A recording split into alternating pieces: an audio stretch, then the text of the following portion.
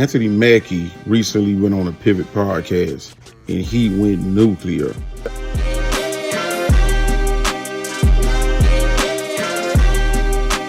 I keep my boys humble. Like, my boys have never had a pair of Jordans. You know, my boys don't do all that internet fly shit. I'm like your kids. And no, I don't give a I could be the biggest star in the world. Do not let me catch you being stupid. Do not. And my oldest gets it. My 15-year-old, he tells the other ones, he's like, yo, don't make dad mad.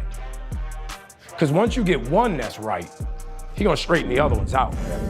There are men in our community that are trying to fix the issues with our community, but the women would not let us do our job. So it's just that thing of, you know, in the past 20 years, we've been living through the death of the American male.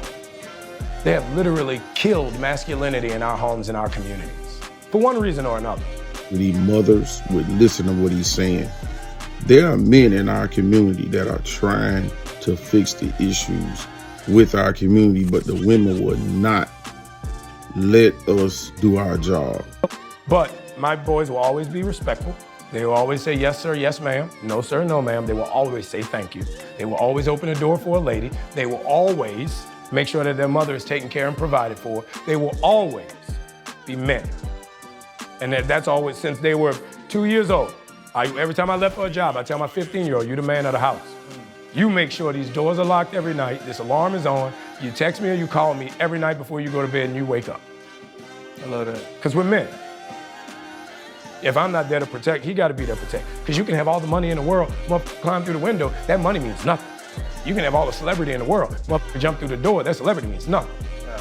So you got to have a little guard in there. Respect. I mean, he didn't say anything I disagree with.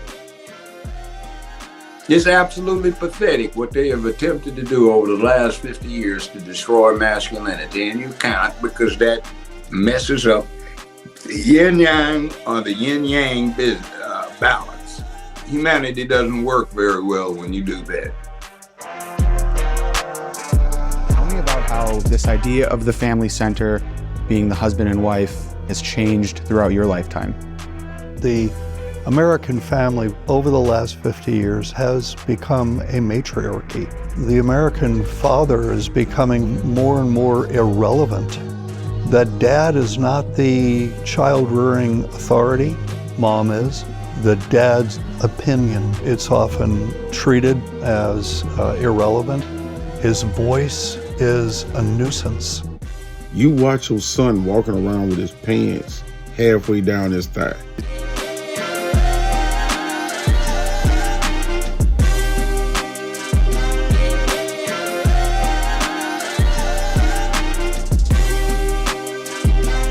When boys grow up without fathers, they don't understand what authentic masculinity looks like, and they get involved in drugs, and they get involved in gangs, and they get involved in, other things that are symptoms of a fake masculinity.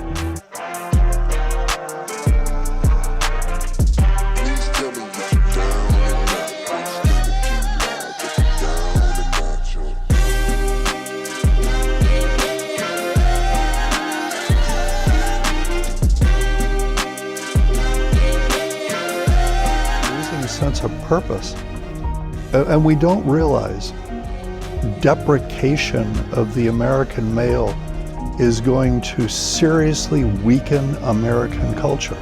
We need men. We need women, but we need men. Something that a lot of women have wrong about men is they think that men are about domination and control.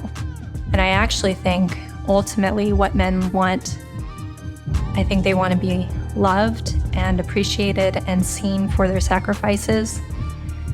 And I don't think that's what our society is doing right now. That men have the fortitude to stand up against this assault.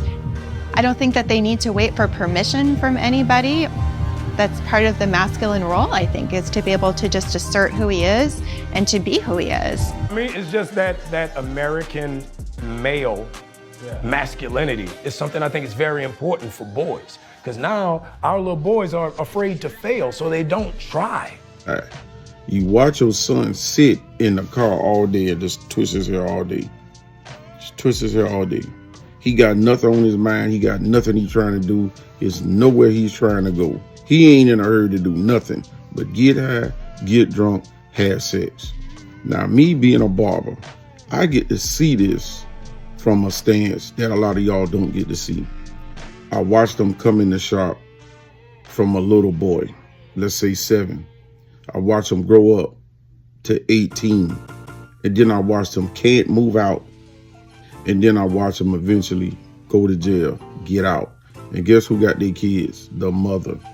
The same mother who wouldn't say nothing when they were 7, when the barbers in the barbershop was trying to tell you, listen, your son is a vice lord. You better address this now. You better try and fix it now.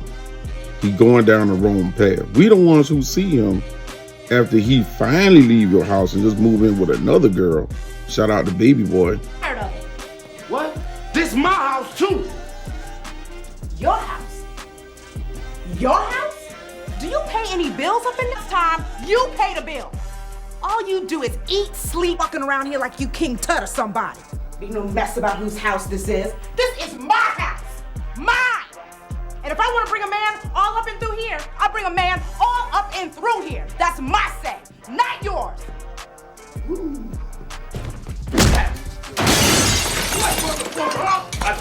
Now he walking in the barbershop with a big giant pistol hanging out his pants.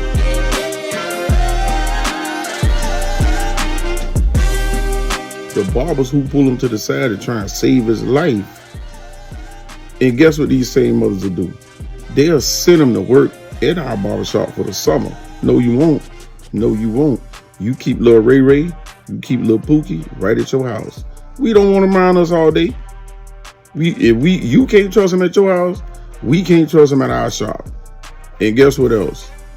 The same reason that you don't want him at your house is the same reason why we don't want him around us. Can't trust him. You send him to his daddy. Kevin Samuels was right about that too. And y'all got mad and y'all pushed back on that. Kevin Samuels say send him to his daddy. Let his daddy work with him. But y'all will wait till it's too late to do that. You ruin a boy's life and then you want to send him to his daddy. It's too late. What happened to the option of going to the military?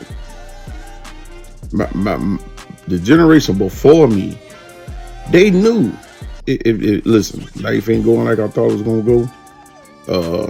Let's go to the military. Shit. And what I realized yesterday thinking about it, we're lying to our kids, dog. And I think that's a big problem in our community. We tell our kids that and this is fresh on my heart, like I literally just came to this conclusion last night. We tell our kids if they do right and they make the good grades and they go to the programs and they will become successful. If you work hard enough, your work will be paid off. And that's not true. Success is given. It's not earned. Because you can be the most brilliant. If one person don't tap you, each one of y'all. There were people who could hit harder, who could catch better, who could run faster, but somebody said, you're the one. And the other 50 behind you fell off. Now all of a sudden these kids are they got such a grandiose thought process of what they think they're gonna be and what they think they're gonna do. And you gotta walk a line between not being a dream killer and being a realist. If your child is 5 feet tall, 120 pounds, he's not gonna grow up to be the next Michael Parsons. Cut it. And then you gotta flip the other side. Most of the billionaires didn't even finish college. They cared nothing about school. You know why? Because their mind was already focused on what they wanted to do in life. That's the difference between that billionaire and your child. Your child don't care about nothing but his cell phone. This billionaire is focused on something. There's something in his mind that he focused on, and he went and got it. All your child want to do is get a cell phone and get high. You need to peep this early, watch it and correct it. But because you don't want to submit to no man, there's no man to tell him.